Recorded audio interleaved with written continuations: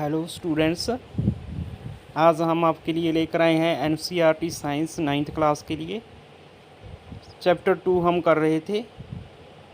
Title था cell the building block of life.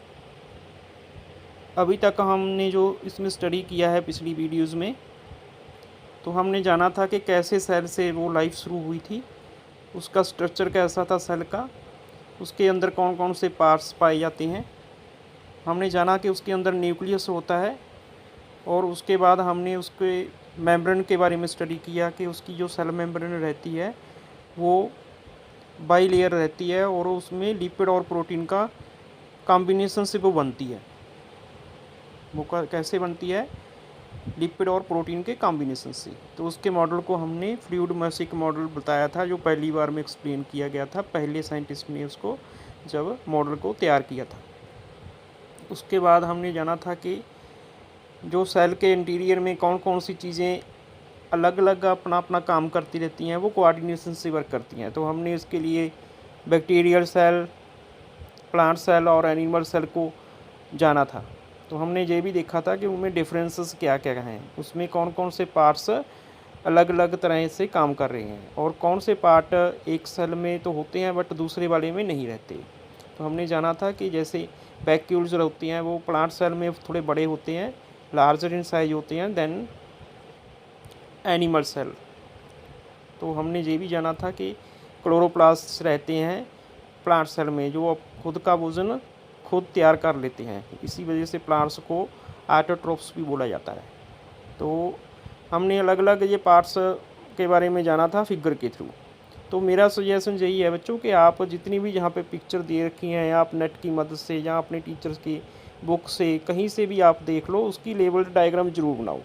अगर आप बार बार उसकी लेवल डायग्राम बनाओगे ना, तो वही आपके जो नाम है, जो सेल के जो पार्ट्स हैं, उसके ऑर्गेनेलीज हैं, वो आपके अच्छी तरह से याद हो पाएंगे, और आप बता पाओगे कि जे इस पार्ट का नाम जे वाला है और इसकी जो पिक्चर है वो ऐसे ड्रा करनी है। उसको आप लेवल्ड भी बनाना है और कलरफुल भी बनाना है। कलरफुल इसलिए कि अलग अलग जो पार्ट है उसमें बहुत छोटे छोटे पार्ट दिखाने हैं, वो आपको उसको डेफिनेट बता सको, उसको आप डिफ्रेंशिएट कर सको कलर की मदद से। तो ये आपने काम ज़रूर कर लेना है बच्चों, तभी आपके ये लेसन ना अच्छी तरह से समझ में लगेगा। उसके बाद हमने जाना था कि सेल 2 टाइप्स के होते हैं, प्रोकैरियोटिक और यूकैरियोटिक। प्रोकैरियोटिक वो वाले सेल है जब हमारी अर्थ बन रही थी, और वो हमारे प्रिमिटिव हैं, मतलब वहाँ से लाइफ शुरू हुई थी। वो पुराने वाले जो बैक्टीरिया हैं उनमें पाए जाते हैं ये सेल, प्रोकैरियोटिक टाइप सेल। तो ये यूनिसेलुलर भी होते हैं। तो उन्होंने जाना था कि इसको प्रोकैरियोटिक क्यों बोलते हैं, क्योंकि इसमें कोई भी वेल डेवलप्ड न्यूक्लियस नहीं बना होता। तो दूसरे यूकैरियोटिक उसमें वेल डिफाइंड न्यूक्लियस रहता है। तो ये वाले लेटेस्ट सेल हैं हमारे लिए, तो जो यूकैरियोटिक सेल है। हमने उसके डिफरेंसेस को आगे एक टेबल के थ्रू जाना था 2.1, जिसमें हमने फिल की थी डाटा।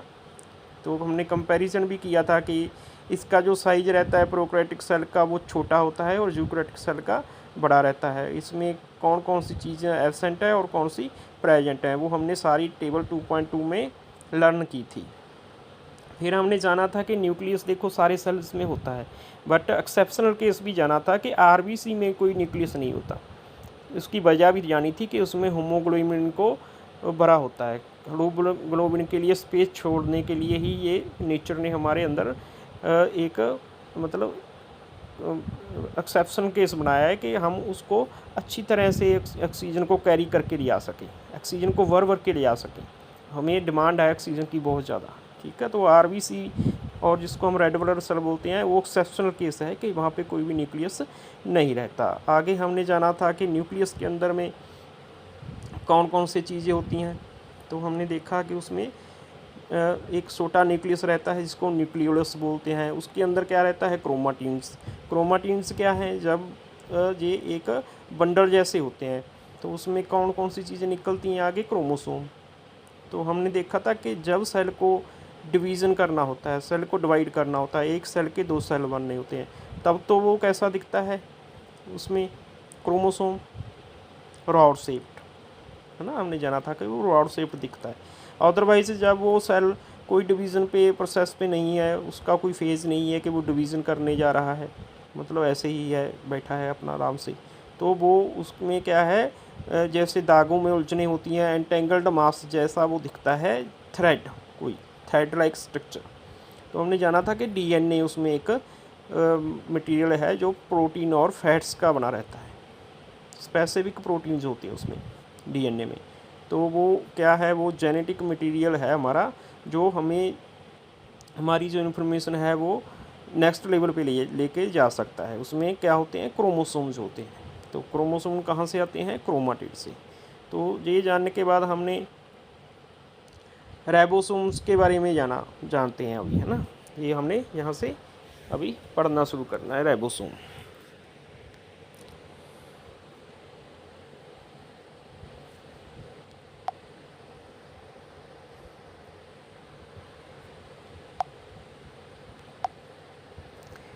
राइबोसोम्स को हम प्रोटीन फैक्ट्रीज भी बोल देते हैं बच्चों, ठीक है। तो प्रोटीन जहाँ पे ना बनता है, प्रोटीन की जो मतलब बनने की क्रिया है, वो जहाँ से शुरुआत होती है उसकी, राइबोसोम से। राइबोसोम सेल का ही एक पार्ट रहता है, ठीक है। तो दीज आर टीनी स्ट्रक्चर्स, ये बहुत छोटे छोटे स्ट्रक्चर होते हैं, may be present either freely और इन साइटोप्लाज्म। या तो वो अलग से साइटोप्लाज्म में रहते हैं, घूमते फिरते रहते हैं, मतलब फ्रीली का मतलब कि वो कहीं पे अटैच नहीं होती, वो आज़ाद होते हैं। और attach to the endoplasmic reticulum, या फिर वो किसी चीज़ के साथ जुड़े रहते हैं, जिस चीज़ के साथ वो जुड़े रहते हैं उसको एंडोप्लाज्मिक रेटिकुलम कहा जाता है। Ribosomes are the site of protein synthesis. तो ये प्रोटीन की सिंथेसिस की एक जगह है, साइट है, जहाँ पे प्रोटीन को तैयार होना है। एंडोप्लाज्मिक रेटिकुलम असल में जो होता है, जहाँ पे वो अटैच करके रहता है राइबोसोम, वो जगह को हमने एंडोप्लाज्मिक रेटिकुलम बोला है। असल में वही मैन्युफैक्चरिंग फैक्ट्री होती है किसी भी प्रोटीन के सिंथेसिस की। तो हम उसके बारे में अब देखते हैं। ये राइबोसोम का एक पार्ट होता है, endoplasmic reticulum. The endoplasmic reticulum is a large organelle that spread like a network within the cytoplasm of the cell. तो ये एक बहुत बड़ी ऑर्गेनली होती है, लार्ज ऑर्गेनली होती है, जो फैली रहती है, स्प्रेड होती है। कैसे, जैसे कोई नेटवर्क फैला हो। कहाँ पे, साइटोप्लाज्म के अंदर, क्योंकि साइटोप्लाज्म एक फ्लूइड शेप्ड मटेरियल है ना, सेमी फ्लूइड, उसमें ये फैली रहती है चारों तरफ। The endoplasmic reticulum is continuous with the outer membrane of nuclear envelope. तो न्यूक्लियस के हमने जाना था कि उसके डबल लेयर एनवेलप होता है न्यूक्लियस, जिसमें वो रैप करके पकड़ा रहता है वहाँ पे, ठीक है ना। तो वो एंडोप्लाज्मिक रेटिकुलम जो होता है ना, वो वहाँ पे उसके साथ में अटैच रहता है, उसके साथ कंटिन्यूस रहता है, मतलब उसकी न्यूक्लियस की मेम्ब्रेन के साथ। Endoplasmic reticulum plays a key role in the synthesis and transport of protein, fats and some hormones in some of the specialised cell. तो एंडोप्लाज्मिक रेटिकुलम देखो, एक तो ये प्रोटीन की जो है सिंथेसिस करता है, दूसरा सिंथेसिस क्या करता है, किस चीज़ को बनाता है, ये फैट्स को, जिसको हम लिपिड भी बोल देते हैं। और कुछ केसेस में जो स्पेशल सेल हो रहते हैं वहाँ पे वो हार्मोन भी बनाता है। हार्मोन्स आपने सुने होगा बच्चों ना, जैसे हमारी ग्लैंड्स होती है ना, उसमें स्पेशलाइज ऐसे ही सेल होते हैं जो हार्मोन्स बनाते हैं। जैसे हार्मोन बनाने वाली किसी ग्लैंड का नाम आप बता सकते हो, जैसे कि पिट्यूटरी ग्लैंड सुना होगा आपने, है ना। तो वो हार्मोन की मास्टर ग्लैंड है पिट्यूटरी ग्लैंड, ठीक है ना। तो ये हार्मोन बनाने वाली जो भी ग्लैंड्स हैं उसमें ये सेल पाए जाते हैं। तो वहाँ पे होता क्या है, वहाँ पे एंडोप्लाज्मिक रेटिकुलम ही होते हैं जो काम करते हैं। तो एंडोप्लाज्मिक रेटिकुलम का मतलब क्या है कि वहाँ पे राइबोसोम्स होते हैं। तो राइबोसोम का ही एक पार्ट है ना एंडोप्लाज्मिक रेटिकुलम। तो ऐसे ये सारा अपना काम करते रहते हैं। तो आगे हमने देखा रफ, ये जो होते हैं एंडोप्लाज्मिक रेटिकुलम, ये 2 टाइप्स के रहते हैं। एक रफ एंडोप्लाज्मिक रेटिकुलम, रफ का मतलब जो टच करें हम ना, उसको हम थोड़ा सा खुरदरा लगे हमें, उसको रफ बोल देते हैं। वहीं से इसका नाम डाला गया है rough endoplasmic reticulum. It looks rough, ये मतलब थोड़ा सा भद्दा सा दिखता है, रफ दिखता है, ठीक है, अंडर एन इलेक्ट्रॉन माइक्रोस्कोप। तो सारे जो इलेक्ट्रॉन माइक्रोस्कोप की सहायता से ही देखे जा सकते हैं। तो वहाँ पे ये रफ दिखता है बिकॉज इट हैज़ राइबोसोम्स। तो रफ क्यों दिखता है? क्योंकि इसके ऊपर क्या लगे रहते हैं? राइबोसोम्स अटैच रहते हैं। इसके ऊपर राइबोसोम जो लगे रहते हैं, अटैच होते हैं इनकी सरफेस पे ऊपर, तभी तो ये रफ दिखता है। And it is mainly involve in protein synthesis and protein secretion. तो ज़्यादातर ये क्या करते हैं? प्रोटीन की सिंथेसिस करते हैं। हमने पहले भी तो पढ़ा है ना, ये एंडोप्लाज्म रेटिकुलम क्या करता है? प्रोटीन सिंथेसिस मेन उसका काम है। जहीं पे भी आपको आ जाए कि ये राइबोसोम या एंडोप्लाज्म रेटिकुलम क्या करते हैं, रफ वाले क्या करते हैं, स्मूथ वाले क्या करते हैं, तो उनका मेन काम ही ये है कि उन्होंने क्या करना है? प्रोटीन सिंथेसिस करनी है। ठीक है बच्चों। दूसरा फैट भी सिंथेसिस कर देते हैं, कई बार हार्मोन सिंथेसिस कर देते हैं, वो स्पेशलाइज्ड होते हैं जो हार्मोन वाले होते हैं। तो मेनली आपने प्रोटीन ही बताना है जब आपको एग्जाम में आ जाए। तो आगे देखो, जैसे कि इन्होंने एग्जांपल दे रखी है ग्लैंड सेल्स, तो मैंने तो देखो आपको पहले ही बता दिया, such as pancreas cells. Pancreatic cells वो होते हैं बच्चों जो हमारी इंसुलिन को सक्रीट करते हैं। हमारी लीवर के पास में ये एक ग्लैंड होती है पैनक्रियाटिक ग्लैंड, पैनक्रियाज ग्लैंड, तो वो इंसुलिन सक्रीट करती है। इंसुलिन का रोल क्या है? ये हमारे ग्लूकोज को लेवल को बरकरार रखती है, उसको बना के रखती है ग्लूकोज की लेवल को अपने ब्लड के अंदर। तो इतनी डीपली में आप मत जाओ, बस थोड़ा थोड़ा आप इसको अंडरस्टैंड कर सको, तभी मैं आपको बता रहा हूँ थोड़ा थोड़ा। ठीक है, जो नाम आ गया तो आपको बताना भी पड़ेगा, थोड़ा आपको जानना भी पड़ेगा कि ये है क्या, तभी तो उसका नाम आप ज़्यादा रख पाओगे ना। तो पैनक्रियाटिक सेल होते हैं, वो पैनक्रियाटिक ग्लैंड होती है, उसके सेल होती हैं ये। तो ये एक ऑर्गन है, पैनक्रियास क्या है? एक ऑर्गन है, जैसे अपना हार्ट है, हमारे लंग्स हैं, हमारा लीवर के पास ही ये एक ऑर्गन होता है जिसको हम पैनक्रियास बोलते हैं।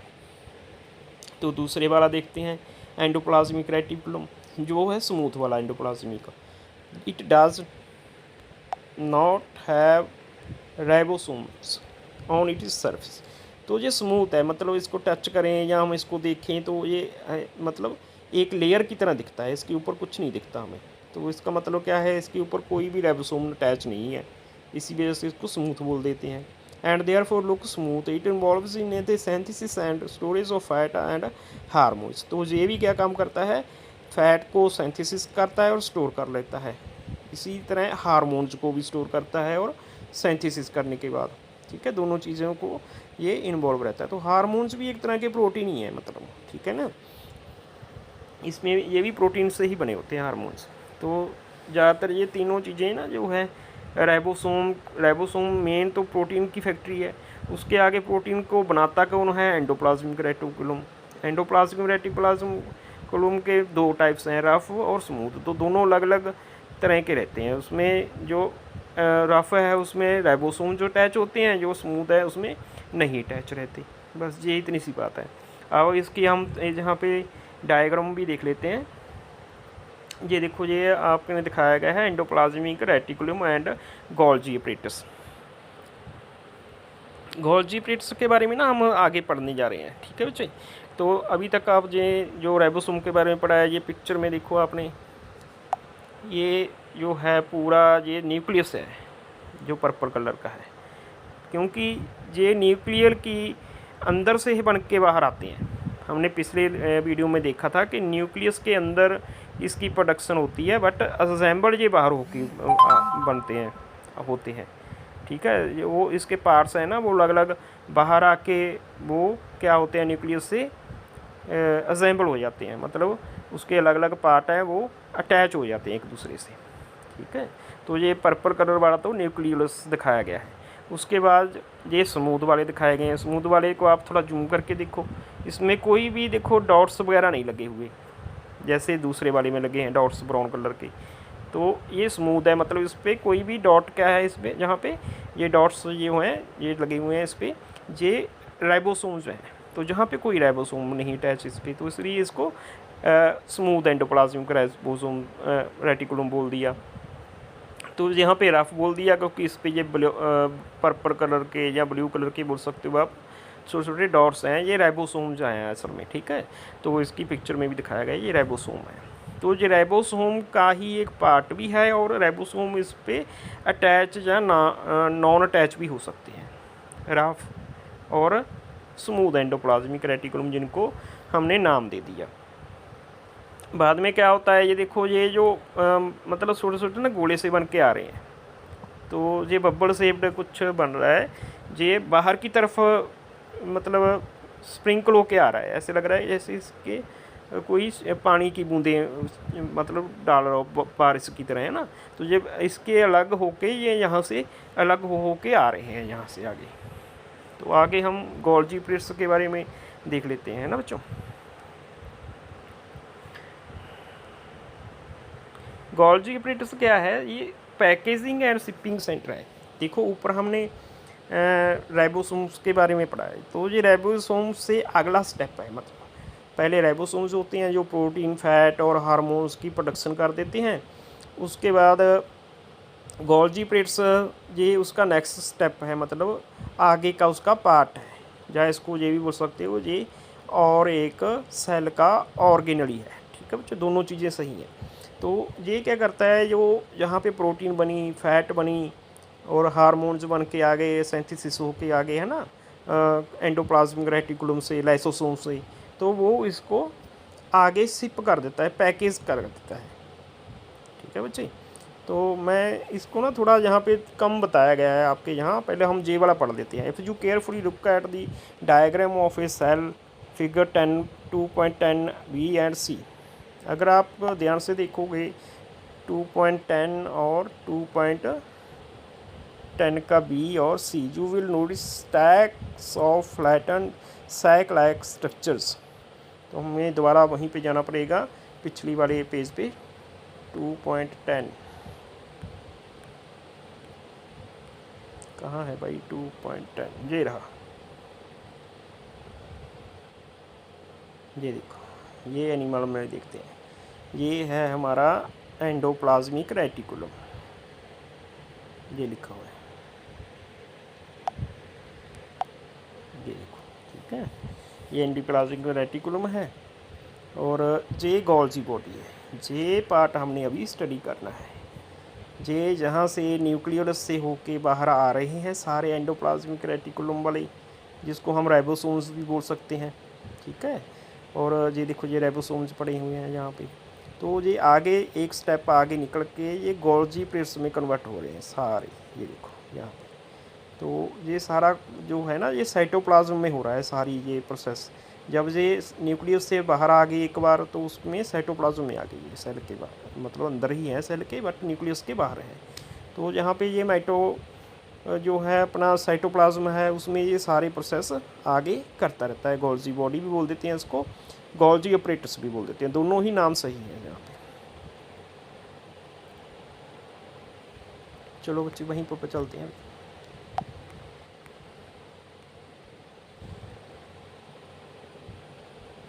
यही है, देखो यहाँ पे भी गोल्जी प्रिट्स से लिख रखा है।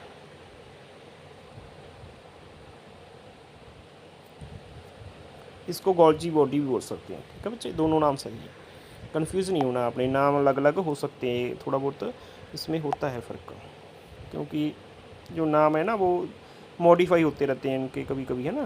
तो है तो यूनिवर्सली, एक बार आप याद कर लो, उसके बाद नहीं कुछ होने वाला, यही रहेंगे, फिर आपको समझ आए ये बात। ठीक है ना।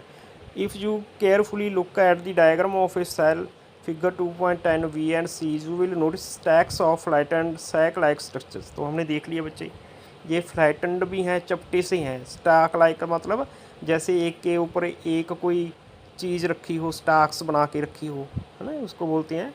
जैसे आपने कोई मतलब बैग है, बैग के ऊपर बैग रख दिया और बैग रख दिया, वो स्टॉक बना दिया आपने। बुक के ऊपर बुक रख देते हैं हम, तो वो हम क्या करते हैं, वो एक लाइन डेरी बनाते हैं, स्टॉक बना देते हैं उसका, बुक्स का। तो ये स्टॉक लाइक स्ट्रक्चर है, जैसे फ्लाइटन भी है तो सैक लाइक भी है, मतलब एक थैली की तरह है ये sac like. Together these stacks form the Golgi प्रिट्स। तो ये सारे मिलके क्या बनाते हैं, गोल्जी प्रिट्स बना देते हैं। जो भी स्टॉक्स फ्लैटन है सारा कुछ मिलके क्या बना देते हैं इसको, इसकी मतलब स्ट्रक्चर बताई गई है कि कैसे हैं ये। तो आगे ये फिगर 2.13 में दिखाया गया है, it is functionally link to the endoplasmic reticulum. तो देखो मैंने तो पहले बताया था, ये एंडोप्लाज्मिक रेटिकुलम का नेक्स्ट पार्ट ही है। ये उनके साथ ही जुड़ा रहता है फंक्शनली, मतलब एक ही तरह का ही फंक्शन है। अगर एंडोप्लाज्मिक रेटिकुलम उसको प्रोटीन, फैट और हार्मोन्स को सिंथेसिस कर देता है, तो आगे इसका फंक्शन रह जाता है कि ये इसको क्या करना है, इसको क्या करना है, पैकेज करना है उस प्रोटीन, फैट और हार्मोन्स को, और शिप कर देना है, मतलब एक जगह से दूसरी जगह पे इसको भेज देना है। जैसे ट्रक में हम कोई सामान लोड करके भेज देते हैं, कहीं पे जाना हो, ठीक है। तो ये it modify sorts and packages protein and other lipids into vesicles for transport. तो ये सारा जो सामान है उसको मॉडिफाई भी कर देता है थोड़ा बहुत, तो उसमें सॉर्ट्स भी कर देता है, मतलब उसको छांट लेता है। जैसे पोस्ट ऑफिस में जो होते हैं कर्मचारी, वो क्या करते हैं, सारी चिट्ठियाँ, लेटर्स को एक तरफ कर लेते हैं, जो भी किसी खास एरिया में पहुंचनी हो, दूसरी बारी किसी और एरिया में जानी है, वो सारी ये छांट लेते हैं। फिर वो डाकिए को पकड़ा देते हैं कि भाई ये तेरे एरिए की चिट्ठी है, तू ले जा अपनी। दूसरे वाले को बोल देते हैं ये तेरे शहर की चिट्ठी है, तू ले जा, ठीक है। तो ये तो नहीं होता ना कि एक सारा बंडल बना दिया उनको और पोस्ट ऑफिस से मतलब आगे पकड़ा दिया, वो उसको सॉर्ट करते हैं पहले अलग अलग एड्रेस के हिसाब से। तो यही काम ये करता है गोल्जी प्रिंट्स, ये पोस्ट ऑफिस की तरह ही काम करता है, मॉडिफाई करता है, सॉर्ट करता है एंड पैकेज। तो वो उसका पैक बना देता है कि ये प्रोटीन्स हैं, ये लिपिड हैं, ये वेसिकल हैं, ठीक है, अलग अलग पैकेज बना देता है उसकी। फिर वो ट्रांसपोर्ट कर देता है उसको भर भर के, जैसे सामान को बेचना है कहीं पे, गाड़ी पे, रेलगाड़ी पे, ऐसे उसको ट्रांसपोर्ट कर देता है। तो सिक्रीशन और लाइसोसोम फॉर्मेशन, तो ये लाइसोसोम को भी बनाता है खुद, ठीक है, उसमें भी इसकी हेल्प रहती है, क्योंकि ये प्रोटीन बनाता है। तो सारी बॉडी पार्ट्स किसके बने हुए हैं, प्रोटीन के। तो लाइसोसोम की तो प्रोटीन का बना होगा ना। जो पूरी बॉडी अपनी किस चीज़ की बनी हुई है, सेल्स की। सेल किस चीज़ का बना हुआ है, प्रोटीन्स का। तो प्रोटीन हर जगह काम में आता है। तो ये सिक्रीशन का भी काम करते हैं। सिक्रीशन का काम कैसे करते हैं, हार्मोन्स के थ्रू, क्योंकि हार्मोन को क्या होना है, जहाँ पे उसको एक्शन करना है हार्मोन को, वहाँ पे वो सिक्रीट हो जाता है। जैसे मैंने पैनक्रियाटिक ग्लैंड का बताया आपको, उसने इंसुलिन को सिक्रीट करना है, पहले वो बनाता भी है इंसुलिन को, बाद में वो सिक्रीट भी करता है। तो सिक्रीट कहाँ पे करता है, वो ब्लड में। तो ब्लड में तो इंसुलिन ग्लूकोज लेवल को सेट रखना है ना, तो ब्लड में वो डायरेक्टली सिक्रीट करता रहता है इंसुलिन को। तो सिक्रीशन वाला काम भी ये ही करते हैं सारा। कौन, गोल्जी एपरेटस। तो ये एक जहाँ पे साइंटिस्ट के बारे में बताया गया है, असल में इसका नाम ही गोल्जी एपरेटस था, जिसने इसकी खोज की थी। ये इसने नर्व सेल के राह ही खोज की थी इसकी। एक उल्लू था, ऑयल स्पेशल तरह का कोई स्पीसी थी उल्लू की, उसमें ये इसने देखे थे पहली बार थ्रेड लाइक नेटवर्क, जो पहले माइक्रोस्कोप हुआ करते थे। देखो इसने मतलब पुराने माइक्रोस्कोप की सहायता से ही इसको देख लिया था। अभी तो इलेक्ट्रॉन माइक्रोस्कोप हो गए, उसमें भी बड़ी मुश्किल से हम देख पा रहे हैं। तो बाद में इलेक्ट्रॉन माइक्रोस्कोप की सहायता से ये चीज़ कन्फर्म की गई थी कि हाँ बाकी ये वाले साइंटिस्ट ने जो बोला था वो ठीक था, ये वाले साइंटिस्ट ने। When the structure was clearly seen and confirmed, it was named the Golgi Prints in his honor। तो उसको सम्मान के लिए ही उसके नाम पे इसका नाम रख दिया था। तो देखो ये नाम ही है और कुछ नहीं है। इसकी बॉडी पार्ट को आप डायग्राम के थ्रू जान लो, उसके नाम को जान लो, बस और कुछ नहीं, उसके काम को जान लो, ठीक है। ये चीज़ें ज़रूरी हैं, नाम और उसकी पहचान और काम, तीनों ज़रूरी हैं बच्चे। हमने ये तीनों चीज़ें ध्यानपूर्वक करनी है। पहले तो किसी भी बॉडी पार्ट का नाम है, सेल के पार्ट का, वो करना है, फिर उसकी पहचान करनी है, उसकी तस्वीर वगैरह बना के देखो, ठीक है, फिर उसका काम क्या है वो देखना है हमने। तो गोल्जी प्रिंट्स असल में है क्या, मैं आपको थोड़ा डिटेल में बता देता हूँ, जहाँ पे मेरे को लगा कि थोड़ा कम बताया गया है ना। गोल्जी प्रिंट्स कंपेयर करता है किसी भी पोस्ट ऑफिस की तरह, ये तो मैंने बता दिया, जो पैकेज डिलीवरी का काम करता है, ठीक है। It is cell's processing and shipping centre. तो ये सेल का प्रोसेस करने वाला और शिप करने वाला सेंटर है गोल्जी प्रिंट्स।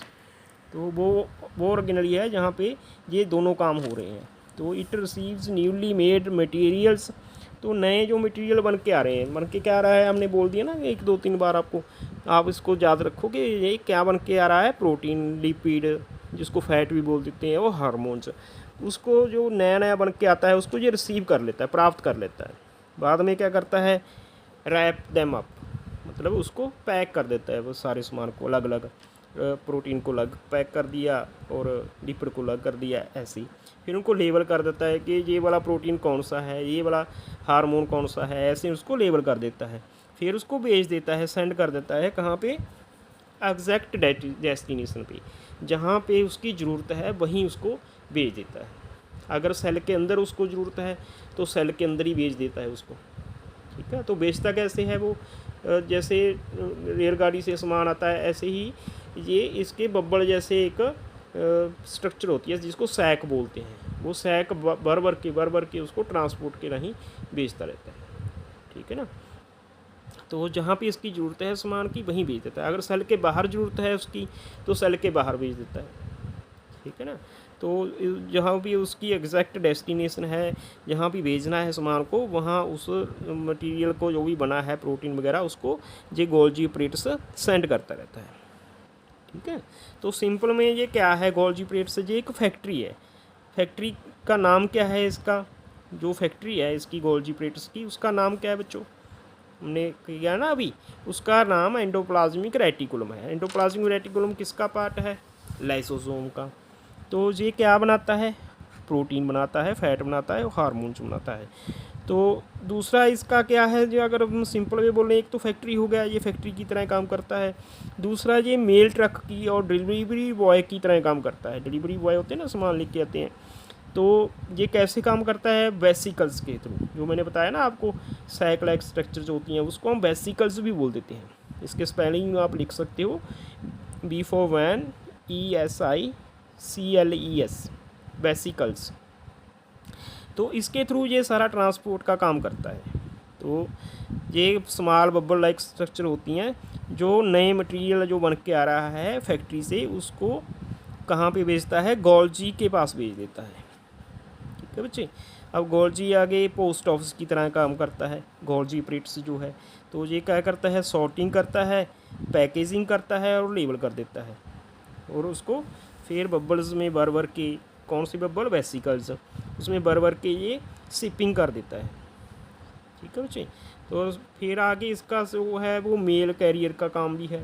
ये सारा कुछ क्या करता है, जो फिनिश्ड होता है, लेवल्ड पैकेज होता है, तो वो गोल्जी के पास छोड़ा देता है और डिलीवर्स कर देता है अदर पार्ट्स के, सेल के या फिर सेल से बाहर की तरफ, जहाँ पे इसकी ज़रूरत होती है। तो इसके मेन स्टेप्स जो है ना वो कैसे काम कर रहे हैं, तो एक तो ये रिसीव कर रहा है, ठीक है, एक वो उसको मॉडिफाई भी कर देता है और शिपमेंट कर देता है, उसको बार बार के भेजता रहता है, ट्रांसपोर्ट कर देता है। तो ऐसे ये काम करता है ये पूरा गोल्जी ऑपरेटर्स जो है। मुझे आशा है कि बच्चों आप ये पूरा कंसेप्ट समझ गए होगे भी, है ना। तो अगर कोई आपसे पूछ ले कि प्रोटीन की सिंथेसिस कहाँ पे होती है, तो आप क्या बताओगे इसको, आप वो बताओगे कि ये प्रोटीन की सिंथेसिस है जो लाइसोसोम के अंदर एक पार्ट होता है एंडोप्लाज्मिक रेटिकुलम, वहाँ पे प्रोटीन की सिंथेसिस होती है, वहाँ पे प्रोटीन बन के आता है, ठीक है बच्चे। आगे देखो बच्चे, आगे है लाइसोसोम। तो ये अलग का एक और पार्ट है लाइसोसोम। ये क्लीन अप सिस्टम है, ये पूरी सफाई करता है, मतलब जो भी वेस्ट प्रोडक्ट वहाँ पे प्रोड्यूस हो रहे हैं सेल के अंदर, न्यूक्लियस के अंदर, वो सारे को क्या कर देता है, ये डाइजेस्ट करता रहता है, उसको मतलब क्लीन का काम करता है, उसको ख़त्म कर देता है डाइजेस्ट कर करके। Cells produce waste materials and damaged worn out organelles. तो जो भी ख़राब हो चुकी हैं ऑर्गेनलीज, जहाँ बॉर्न आउट घस गए हैं, उसकी एज पूरी हो गई है ना, वो डाई हो गए हैं काम कर करके इसकी एक्टिविटी के राही, जो सेल की एक्टिविटी से हैं। तो how does the cell prevent these waste materials accumulating inside it. तो क्या वो इस वेस्ट प्रोडक्ट्स को अंदर ही इकट्ठा करता रहता है सेल, ऐसा तो नहीं होगा ना। अगर वो अंदर ही करता रहे तो पॉइजनिंग के राही वो उसको बीमार कर देगा सेल को, है ना। उसको सारा वेस्ट मटेरियल किसी न किसी तरह निपटाना पड़ेगा। तो वो निपटाने का काम क्या करता है, lysosome. Are single membrane bound sacs. तो ये क्या होती हैं, एक झिल्ली वाली मेम्ब्रेन होती हैं, सिंगल मेम्ब्रेन, एक ही लेयर है इसकी मेम्ब्रेन की मतलब। तो बाउंड सैक्स होती हैं, मतलब बंधी रहती हैं ये सैक की तरह। कहाँ पे होती हैं ये? Filled with enzymes. इनके अंदर में क्या होता है? एंजाइम्स होते हैं। तो डाइजेशन का मेनली काम कौन करता है? एंजाइम्स, है ना। तो एंजाइम्स इनमें बड़े रहते हैं, तो डाइजेशन का काम करेंगे enzyme, which can break down unwanted protein, carbohydrate, fats and even, जो कि सारे उसको हजम कर देते हैं, ब्रेक डाउन कर देते हैं उसको, मतलब सिंपल बना देते हैं सारे को मटेरियल को। पहले तो वो कम्प्लेक्स स्ट्रक्चर होती हैं वो ऐसी पड़ी रहती हैं, वो गलती सड़ती नहीं है ना। बाद में ये एंजाइम की सहायता से क्या हो जाती है? सारे ब्रेक डाउन हो जाते हैं, जो भी प्रोटीन है अनवांटेड होना चाहिए वो, ठीक है, जिसकी ज़रूरत नहीं है अभी, वेस्ट हो गया, जो कार्बोहाइड्रेट है, फैट है, इवन देखते हैं आगे क्या लिखा है, damaged parts of the cell. तो जो भी सेल के भी डैमेज पार्ट हैं उनको भी ये ब्रेक डाउन कर देता है। जैसे हमारे होते हैं ना स्क्रैपर जो होते हैं, कबाड़िए, वो क्या करते हैं? जितना भी वेस्ट होता है सामान अपने घर में वो सारा ख़रीद के ले जाते हैं, उसको भर भर के वो आगे उसको तोड़ फोड़ के सारा उसको फैक्ट्री में ले लेते हैं, उसमें क्या करते हैं? रिसाइकल कर देते हैं। फिर अपने से तो उसका निपटारा हो गया ना अपने घर से, तो ऐसे ही ये काम कर रहे हैं। तो इसको keep it clean and healthy, तो उसको साफ भी रखता है और हेल्दी भी रख रहा है वो। The products formed by the break down are released into the cytoplasm. तो जो भी प्रोडक्ट बन रहे हैं ना उससे भी प्रोडक्ट बन जाते हैं। देखो जो बेकार मटेरियल है, जैसे कबाड़िए वाला कबाड़ ले गया, उसके रिसाइकल किया और फिर उसने क्या बना दिया? दोबारा से प्लास्टिक के कोई कप बना दिए, प्लास्टिक की कोई चीज़ें बना दी है ना, वो सारा मटेरियल फिर दोबारा से रिसाइकल होके अपनी मार्केट में आ जाता है। तो वेस्ट था हमारे लिए तो, बट उनके लिए क्या है? वो उनके लिए तो प्रोडक्ट बन गए भाई। तो ऐसे ही ये प्रोडक्ट भी बना देता है। तो जो ब्रेक डाउन हो जाते हैं उसको वो रिलीज़ कर देता है into cytoplasm, where they may be reused in other cellular processes. तो वो उसके वेस्ट को भी नहीं छोड़ता भाई, उसमें भी सी क्या करता है? जो भी दोबारा से यूज़ कर लेता है उसके प्रोडक्ट्स को। कहाँ पे? जहाँ पे सेलुलर प्रोसेस चलते रहते हैं। जैसे हमारा सीवरेज का वाटर होता है ना, वो हम सीवरेज के थ्रू जाता है गंदे नाले में, वो आगे एक प्रोसेसिंग यूनिट रहती है पानी को साफ़ करने वाली, ठीक है, वो वहाँ पे पानी फ़िल्टर होता है और वो खेतों में चला जाता है, फिर वो वहाँ पे सिंचाई के काम आता है, इरीगेशन की। ऐसे ही कोई भी चीज़ वेस्ट नहीं छोड़ते, सारी चीज़ हम भी तो यूज़ करते जा रहे हैं ना, तो सेल भी ऐसे ही कर रहा है। Threads of curiosity, human sperm sales contain lysosomal enzymes. तो ह्यूमन के जो स्पर्म सेल्स होते हैं ना बच्चों, वो उसमें लाइसोसोमल एंजाइम्स होते हैं, ठीक है। ये खास तरह के एंजाइम जो होते हैं, एंजाइम का क्या काम है? एंजाइम का काम है किसी भी चीज़ को ब्रेक डाउन कर देना, डाइजेस्ट कर देना। तो ये यहाँ पे क्या काम करेंगे? डाइजेस्ट करेंगे। ये कहाँ पे पाए जाते हैं? ह्यूमन स्पर्म्स में। तो ह्यूमन स्पर्म्स एक्चुअली ये क्या है ना, ये सेक्सुअल एक्टिविटी के दौरान काम आते हैं, ठीक है। स्पर्म्स ये खास तरह के सेल होते हैं जो आगे जाके क्या करते हैं, मतलब फर्टिलाइज़ करते हैं किसी एग को, ठीक है। तो हम डिटेल में आपको जो अगर इसमें हुआ तो इसलिए उसमें पढ़ लेंगे, नहीं तो हम ऐसे ही मोटा मोटा इसका कर लेंगे ज़्यादा। When sperm meets an egg, जब ये स्पर्म एग के साथ मिल जाता है आगे जाके, एग कहाँ पे होते हैं? एग फीमेल बॉडी में होते हैं। These enzymes help break down the outer layer of the egg. तो जो एग होता है उसकी जो बाहर वाली झिल्ली होती है, लेयर होती है, उसको ये ब्रेक डाउन कर देते हैं, जो भी ये एंजाइम्स होते हैं, लाइसोसोमल एंजाइम जो होते हैं स्पर्म में। तो स्पर्म को कहाँ पे मीट करना है? एग के साथ। तो उसके में एंजाइम होते हैं जो उसकी लेयर को, एग को तोड़ देते हैं, ब्रेक डाउन कर देते हैं। तो तभी क्या होगी? फर्टिलाइजेशन होगी। मतलब स्पर्म और एग जब दोनों कंबाइन करते हैं ना, तो उसको हम फर्टिलाइजेशन प्रोसेस बोलते हैं। You will learn about the human sperm cells later in chapter 11। तो इसके बारे में ज़्यादा डिटेल में ना चैप्टर आपके है 11 नंबर, वहाँ पे हम इसको स्टडी करेंगे। आगे देखो बच्चों, mitochondria the power house of the cell. तो माइटोकॉन्ड्रिया दूसरा इसका पार्ट रहता है सेल का अलग से। माइटोकॉन्ड्रिया का क्या काम है? ये एनर्जी को कंज्यूम करते हैं, ये पावर हाउस हैं। जैसे हमारे थर्मल प्लांट्स होते हैं, हमें इलेक्ट्रिसिटी प्रोड्यूस करके देते हैं, हमारे घरों में फिर एनर्जी आ जाती है, लाइट्स ऑन हो जाती हैं, पंखे चलते हैं, एसी चलते हैं ना, हमारे सारे ऑपरेट्स चलने लग जाते हैं। तो ये पावर हाउस की तरह काम करता है, ये एनर्जी देता है हमें, Mitochondria are often called the powerhouse of the cell because they supply the energy needed for most cellular activities, क्योंकि ज़्यादातर जो सेलुलर एक्टिविटीज़ हो रही हैं हमारे अंदर, वो सेल के अंदर वो सारी को ही जो सप्लाई देता है energy. Each mitochondrion is surrounded by 2 membranes, तो हर माइटोकॉन्ड्रिया एक मेम्ब्रेन में घिरा रहता है। उसके आले दुआले क्या है, एक मेम्ब्रेन होती है जो दो तरह की मेम्ब्रेन होती है, 2 मेम्ब्रेन्स। वन आउटर मेम्ब्रेन होती है जो स्मूथ होती है एंड पोर्स होती है, उसमें सेक होते हैं, मतलब छोटे छोटे बाहर वाली जो लेयर होती है इसकी मेम्ब्रेन। दूसरी इनर मेम्ब्रेन है, ये फोल्डेड है, फिंगर लाइक, इसमें प्रोजेक्शंस है लाइक क्रिस्टिया, जिसको हम क्रिस्टिया बोल देते हैं। तो जो इनर लेयर रहती है ना, ये फोल्डेड होती है, मतलब ये मुड़ी मुड़ी सी रहती है, जैसे कभी ऊपर चली गई कभी नीचे, है ना, ऐसे ही। तो स्नेक की तरह फोल्ड होती है ये, ठीक है, जैसे स्नेक होता है ना, तुरता होता है ऐसे बल खा के, ये बल खा कर चलती रहती है, ऐसी पड़ी रहती है वो इनर वाली लेयर। तो उसके उंगली जैसे मतलब बाहर की तरफ निकले हुए कुछ कंडे से होते हैं, जिसको हम क्रिस्टिया बोलते हैं। जैसे हमारी फिंगर्स है ना, 5 फिंगर्स है हमारी हाथों की, ऐसे ही ये पड़े रहते हैं वहाँ पे। Which increase the surface area for chemical reactions. तो ऐसे क्यों है, ये इनर जो उसका मेम्ब्रेन है वो फोल्डर क्यों है फिंगर लाइक क्रिस्टिया के उसमें, ताकि उसका एरिया बड़ा हो जाए, ठीक है ना। ये एरिया बढ़ाने का एक जरिया है उसका।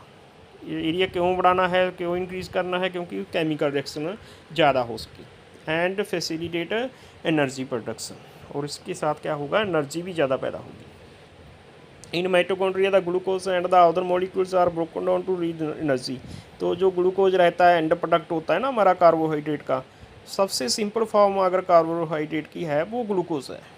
आज तक जो भी ह्यूमन ने रेडी की है उसकी बॉडी के अंदर में रेडी हो जाती है या हमारी फैक्ट्री में बनती है, तो ग्लूकोज है। तो ग्लूकोज के आगे क्या है, एनर्जी रिलीज होनी है सीधी, तो वो रिलीज कर देता है एनर्जी को माइटोकॉन्ड्रिया ग्लूकोज से लेके, जिसको हम सेलुलर रेस्पिरेशन भी बोल देते हैं। ऑक्सीजन आती है हमारी, जो सांस लेते हैं ना, ऑक्सीजन सेल के हर पार्ट में चली जाती है, वो वहाँ भी जाती है जहाँ पे माइटोकॉन्ड्रिया होता है, और वो माइटोकॉन्ड्रिया क्या करता है, इस ऑक्सीजन का यूज़ कर लेता है, जिसको हम रेस्पिरेशन बोलते हैं, सेलुलर रेस्पिरेशन, कि वो सेल के अंदर हो रही है, हमारी बॉडी में नहीं हो रही, वो सेल के अंदर हो रही है।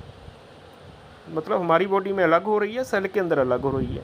You have already studied about it, आपने इनके बारे में ऑलरेडी पहले स्टडी कर रखा है। The energy release stored in the form of molecules called adenosine triphosphate. तो ये एनर्जी कैसे रिलीज़ होती है, मतलब निकलती कैसे है जी, बाद में ग्लूकोज से जो एनर्जी रिलीज़ होती है ना, वो स्टोर हो जाती है। फिर स्टोर कैसे होती है, एक मॉलिक्यूल है जिसको हम एडिनोसाइन ट्राइफॉस्फेट बोलते हैं। ये मॉलिक्यूल की खासियत होती है कि ये उस एनर्जी को पकड़े रखता है, फिर which acts as a energy currency, जो एनर्जी करेंसी की तरह काम करता है। जब जैसे हमारे घर में करेंसी होती है, नोट्स होते हैं ना, हम उसको स्टोर करके रख लेते हैं कि भाई आगे जाके इसका इस्तेमाल कर लेंगे जब हमें कोई ज़रूरत पड़ेगी, है ना।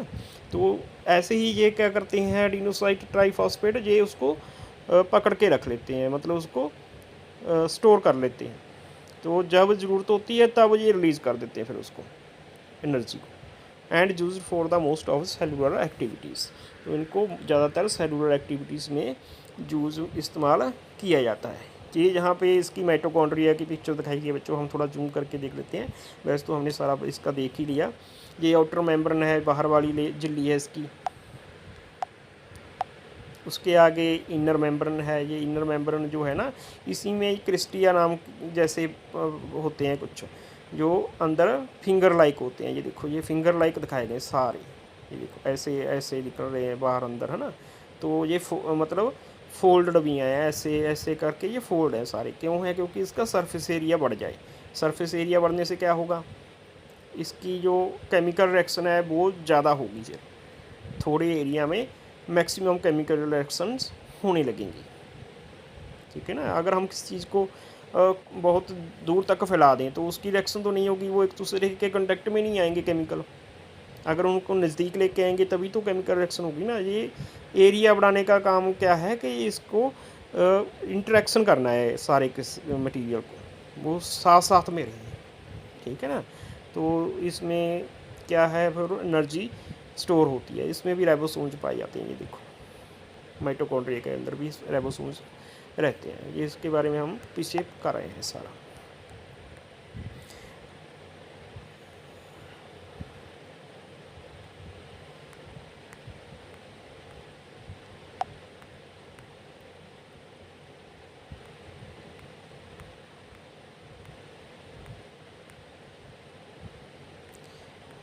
तो आगे देखते हैं बच्चों, आगे जो है हमारे पास लगभग एक वीडियो का भी सिलेबस पड़ा है, तो आज हमने लगभग और कर लेते हैं थोड़ा सा, है ना। चलो ये प्लास्टिड वाला कर लेते हैं थोड़ा सा। प्लास्टिड्स मैंने आपको बोला था, ये क्लोरोप्लास्ट इसमें नेक्स्ट पार्ट होता है इसका, क्लोरोप्लास्ट। प्लास्टिड्स क्या है, ये centre for food synthesis in the plant cell and wind. तो ये ज़्यादातर प्लांट सेल में पाए जाते हैं जो प्लास्टिड्स होते हैं। ये क्या करते हैं, फूड को सिंथेसिस करते हैं, फूड को बनाने का काम करते हैं प्लास्टिड्स। तो मेनली तो प्लांट्स में पाए जाते हैं, बट कुछ बैक्टीरिया भी हैं जिनमें ये मौजूद रहते हैं, जिनमें ये पाए जाते हैं। You have learned that mitochondria provide energy to the cell that comes from food। आपने जाना कि माइटोकॉन्ड्रिया एनर्जी प्रोवाइड कराता है जो भी हम खाते हैं फूड की तरह, है ना। Animals can obtain food from there surroundings. तो जो एनिमल्स हैं वो कहाँ से लेते हैं अपना फूड, वो अपने सराउंडिंग से लेते हैं। जैसे हम अपनी जो एनर्जी सोर्स है, हमारी फूड है, वो प्लांट्स से लेते हैं या फिर बाहर से कहीं से भी लेते हैं। हम खुद तो नहीं बनाते ना अपना भोजन, एनिमल्स या ह्यूमन बींग्स, है ना। बट प्लांट्स क्या है, plants synthesis food in the presence of sunlight. Plants क्या करते हैं, भोजन को बना लेते हैं, अपने भोजन को खुद ही बना लेते हैं। कैसे, जब सनलाइट रहती है मौजूद। But where do plants synthesis their food and obtain energy for cellular activities. परंतु ये फूड आता कहाँ से है जो उनको एनर्जी देता है।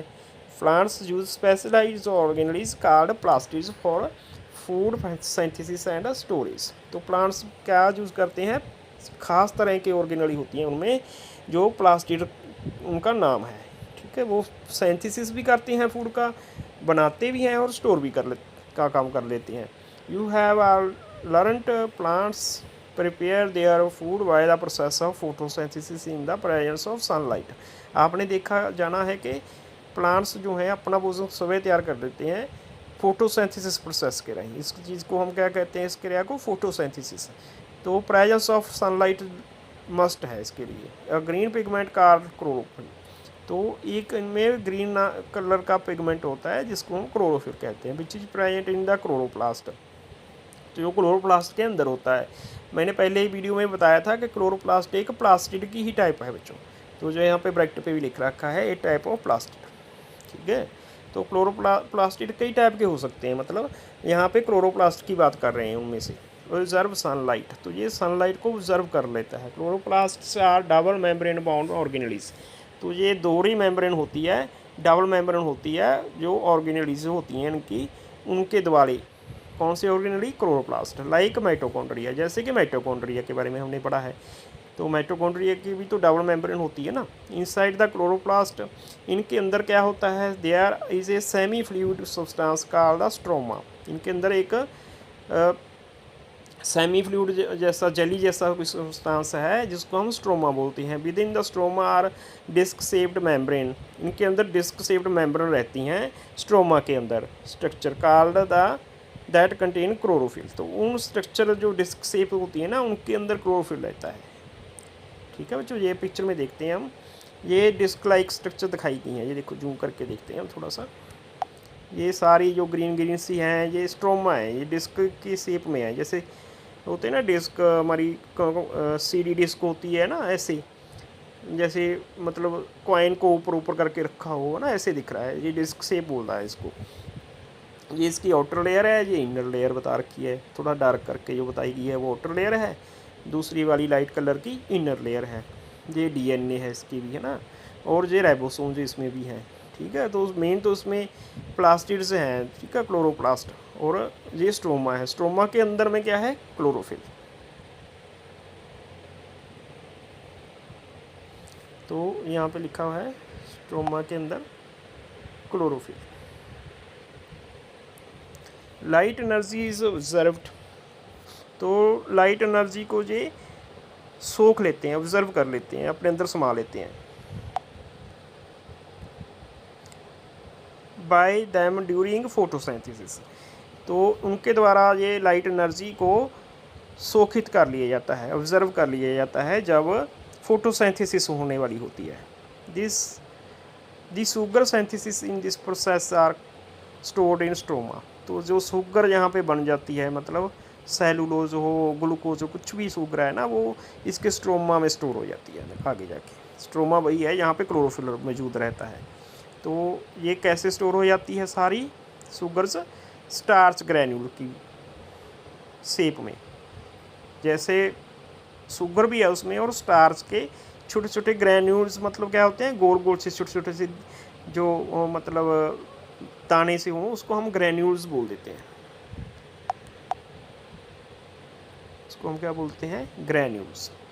Mitochondria and plastids have some features that are similar to certain bacteria. तो बोला है कि इस लाइन में कि माइटोकॉन्ड्रिया जो power house of a cell है, एनर्जी को रिलीज करता है और स्टोर करता है ना, और प्लास्टिड्स हैं जो खुद ही अपना भोजन बना लेते हैं, एनर्जी को स्टोर कर लेते हैं और खुद ही बना लेते हैं सारा कुछ, उसको बाहर से लाने की जरूरत नहीं है कुछ भी अपनी डाइट को। तो ये दोनों फीचर्स जो हैं ना, वो तो दोनों फीचर्स जो हैं वो are similar to certain bacteria. तो कुछ बैक्टीरिया हैं वे ये दोनों में पाए जाते हैं, मतलब बैक्टीरिया, कुछ बैक्टीरिया ऐसे हैं जहाँ पे माइटोकॉन्ड्रिया भी हैं, कुछ बैक्टीरिया ऐसे हैं यहाँ पे प्लास्टिड भी हैं। तो for example they both have their own DNA and ribosomes. तो एग्जांपल के तौर पे बताया गया है कि उनके अपने ही डीएनए हैं, अपने ही राइबोसोम्स हैं, and thus they can make some of their own proteins. तो इस वजह से ये अपना प्रोटीन खुद ही तैयार कर लेते हैं, उसको किसी मतलब न्यूक्लियस पे डिपेंड रहने की ज़रूरत नहीं है, वो उसके अंदर खुद के अंदर ही जो है डीएनए है और राइबोसोम है, ठीक है बच्चे। And thus they can make some of their own proteins. These characteristics suggest that both mitochondria and plastids share an evolutionary history with these single celled organisms. तो देखो दोनों के जो काम हैं वो एक जैसे भी हैं और दोनों बैक्टीरिया में भी पाए जा सकते हैं। कुछ बैक्टीरिया में माइटोकॉन्ड्रिया पाए जाते हैं, कुछ में प्लास्टिड। तो जहाँ से ये नतीजा निकल के आया है कि ये एवोल्यूशनरी हिस्ट्री है, मतलब जब हमारी किसी भी ऑर्गेनिज्म की जो है हम देखते हैं कि ये कहाँ से बन के आया है, पहले इसमें क्या मॉडिफिकेशन हुई, ये इसमें काफ़ी लाखों साल लग जाते हैं मॉडिफिकेशन में। जैसे हमारी ह्यूमन बॉडी है, हमारे जो वर्टिब्रिया है, रीढ़ की हड्डी है ना, तो वो पहले झुकी हुई थी थोड़ी सी, बाद में धीरे धीरे डेवलप हुआ, एवोल्यूशनरी प्रोसेस हुए तो हम सीधा चलने लग गए। पहले हमारे जो हाथ थे वो भी पैरों जैसे काम करते थे, हम उनको धरती पे जैसे 4 लेग्स वाला कोई एनिमल रहता है ना, ऐसे चलती थी। बाद में एवोल्यूशनरी हुई तो हमारे हाथ फ्रीली काम करने लगे, तभी तो हम मतलब अच्छे क्रिएटिव बने, हम लिखने लगे, हम नए नए काम करने लगे, मिस्त्री का काम करने लगे, है ना, हाथों से काम लेने लगे अलग से। बट जो 4 लेग्ड एनिमल्स हैं वो क्या करते हैं, वो उसको बस एक ही काम ले रहे हैं, सारे टांगों से, सारे कासे से वो चलने का काम ही ले रहे हैं। तो जहाँ पे वही चीज़ दिखाई गई है कि ये एवोल्यूशनरी हिस्ट्री है इन सिंगल सेल्ड ऑर्गेनिज्म में। समझ गए बच्चे? Are there any other plastid in plant cells that contain any pigment other than the green pigments? क्या यहाँ पे कुछ और भी प्लास्टिड्स हैं प्लांट सेल में? क्योंकि प्लास्टिड ही मेन है ना, प्लास्टिड के आगे उसमें क्या है, फिर क्लोरोप्लास्ट है, फिर उसमें क्लोरोप्लास्ट में ग्रीन कलर है।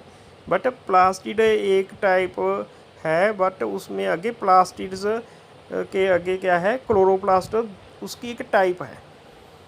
वो कई टाइप के हो सकते हैं प्लास्टिड्स, ठीक है बच्चे। तो क्या और भी कोई पिगमेंट हो सकता है ग्रीन पिगमेंट के सिवा? हाँ बिल्कुल हो सकता है बच्चों, ठीक है। ये हम नेक्स्ट पार्ट में कोशिश करेंगे इसको क्लियर अप करने की।